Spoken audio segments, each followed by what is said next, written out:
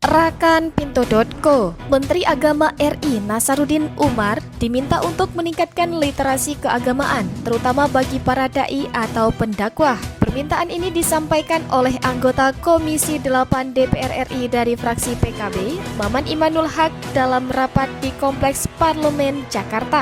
Maman mengatakan pentingnya langkah ini setelah viralnya video utusan khusus Presiden bidang kerukunan beragama, Gus Miftah, yang dianggap menghina seorang penjual es teh.